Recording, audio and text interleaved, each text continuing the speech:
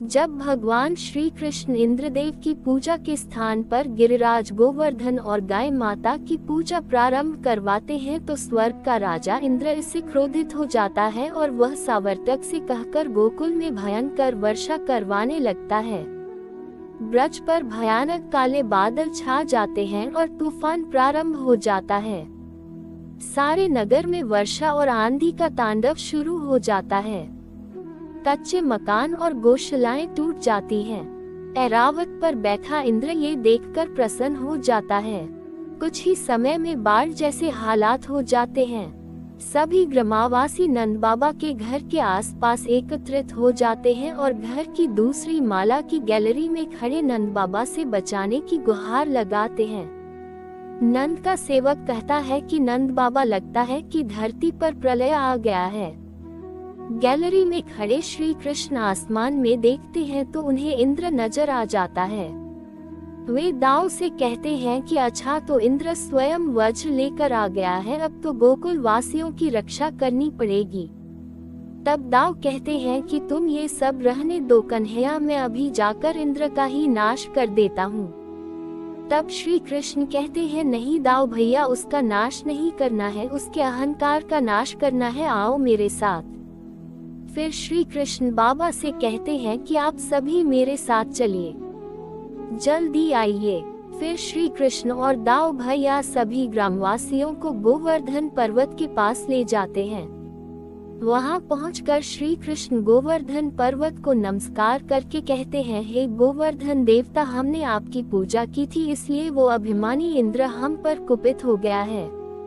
अब इस समय हम आपको छत्र बनाकर सारे गोकुलवासियों को सुरक्षित करना चाहते हैं। आप हमें अपना सहयोग दें। ऐसा कहकर श्री कृष्ण उन्हें पुनः नमस्कार करते हैं और फिर अकेले ही गोवर्धन पर्वत की ओर बढ़ते हैं और फिर एक स्थान पर रुककर वे पुनः नमस्कार करके गोवर्धन पर्वत को अपनी अंगुली पर उठा लेते हैं। भारी वर्षा में ये दृश्य देखकर सभी ग्रामवासी दंग रह जाते हैं। इंद्र भी ये देखकर हैरान रह जाता है। आसमान में ब्रह्मा और शंकर सभी देवता उन्हें नमस्कार करते हैं। फिर नंद बाबा सभी से कहते हैं, चलो इस पर्वत के नीचे चलो। श्री कृष्ण कहते हैं, आओ बाबा, अपनी बैलगाड़ी भी अंदर ले आओ। सभी ग्रामवासी हाथ जोड़े अंदर समा जाते हैं। सभी श्री कृष्ण के आसपास एकत्रित होकर श्री कृष्ण की लीला देखकर सभी उनकी जय जयकार करने लगते हैं। पर्वत के आसपास वर्षा का तांडव जारी रहता है और इंद्र भी हैरान परेशान हो जाता है, लेकिन पर्वत के भीतर सभी सुरक्षित रहते हैं। तब श्री कृष्ण एक हाथ की अंगुली से पर्वत उठाए रहते हैं और दूसरे हाथ से वे मुरली बजाने लग जाते हैं। सभी उनकी मुरली की धुन सुनकर नाचने झूमने लगते हैं। सभी की चिंता दूर हो जाती है। इंद्र ये देखकर और भी क्रोधित होकर वर्षा करता है, लेकिन सभी ब्रजवासी उस पर्वत के नीचे सुरक्षित रहते हैं। ये तांडव 7 दिन तक चलता है। आखिरकार मेघ बरस बरस का सूख जाते हैं। तब सावर्तक आकर कहता है कि स्वामी, अब मेरे मेघों में जल की एक बूंद भी नहीं रही। हमने खूब भयंकर वर्षा की, लेकिन हम इस छोटे से पर्वत का एक पत्थर भी नहीं हिला सके। तब इंद्र कहते हैं कि तुम जैसे वीरों के कारण हमें आज पराजय का मुंह देखना पड़ रहा है, परंतु अब मैं अपने अमोघ वज्र से ऐसा प्रहार करूंगा कि एक ही क्षण में सारे गोकुलवासी इस पर्वत सहित भस्म हो जाएंगे। श्री कृष्ण ये सुनकर मुस्कुरा देते हैं। वह जैसे ही अपना वज्र फेंकने का प्रयास करता है, वैसे ही श्री कृष्ण अपनी माया से उसका हाथ स्तंभित कर देते हैं।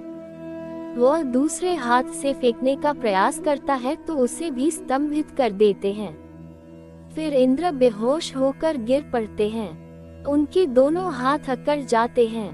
फिर वहाँ एक ऋषि प्रकट होकर उन्हें जगाते हैं और कहते हैं कि हे देवराज इंद्र, आज तुम्हारा सामने उससे है जो परम शक्तिशाली है। उसके सामने तुम्हारा वज्र भी कुछ नहीं करेगा। तब इंद्र कहते हैं कि हे गुरुदेव, ऐसी परिस्थिति में अब हमें क्या करना चाहिए। तब गुरुवर कहते हैं कि ऐसे समय शक्ति नहीं, भक्ति काम आती है। ऐसे समय तुम श्रीहरि की शरण में जाओ, वही तुम्हारी हार को जीत बना सकते हैं। इस पर इंद्र कहते हैं कि ऐसा घोर अपराध करने पर भी वे मुझे क्षमा कर देंगे। तब ऋषि उन्हें प्रभु को प्रसन्न करने के लिए एक स्तोत्र पाठ बताते हैं और कहते हैं तुम मेरे साथ उसका पाठ करो। फिर जैसे ही इंद्र उस स्तोत्र का पाठ करने लगते हैं उनके हाथ पुनः ठीक हो जाते हैं।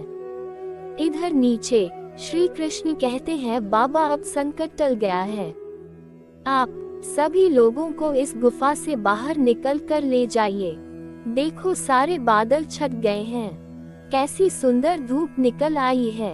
अब सब लोग निश्चिंत होकर अपने अपने घर जा सकते हैं, चिंता की कोई बात नहीं। सभी किशन कन्हैया की जय, गोवर्धन गिरिधारी की जय जयकार लगाते नाचते गाते बाहर निकल जाते हैं। उधर आसमान में इंद्र का पाठ चलता रहता है। पाठ के पूर्ण होते ही इंद्र को चारों ओर श्री कृष्ण ही नजर आते हैं। वे त्राहिमाम करते हुए नीचे आकर प्रभु समक्ष हाथ जोड़कर खड़े होकर कहते हैं रक्षा करो प्रभु, रक्षा करो, मुझे क्षमा कीजिए प्रभु। प्रभु इंद्र को उपदेश देते हैं और फिर वहाँ गायों की जननी कामधेनु सुरभि माता प्रकट होकर कहती है कि हे दीनदयाल आप इन्हें क्षमा कर दीजिए। प्रभु उन्हें क्षमा कर देते हैं तो इंद्र कहते हैं कि आपसे मेरा एक निवेदन है कि कुंती के गर्भ से उत्पन्न हुआ मेरे एक पुत्र है, उसका नाम है अर्जुन। आप उसे अपनी सेवा में स्वीकार कीजिए प्रभु, और उसकी रक्षा का उत्तरदायित्व आप ही को सौंपता हूँ। श्री कृष्ण इस निवेदन को स्वीकार कर लेते हैं। फिर माता सुरभि के निवेदन पर श्री कृष्ण का गायों के इंद्र के रूप में अभिषेक करते हैं स्वयं इंद्र। फिर इंद्र कहते हैं भगवान आज से आपका नया नाम गोविंद हुआ। फिर सभी देवी और देवता उनकी गोविंद और गोपाल के रूप में स्तुति करते हैं।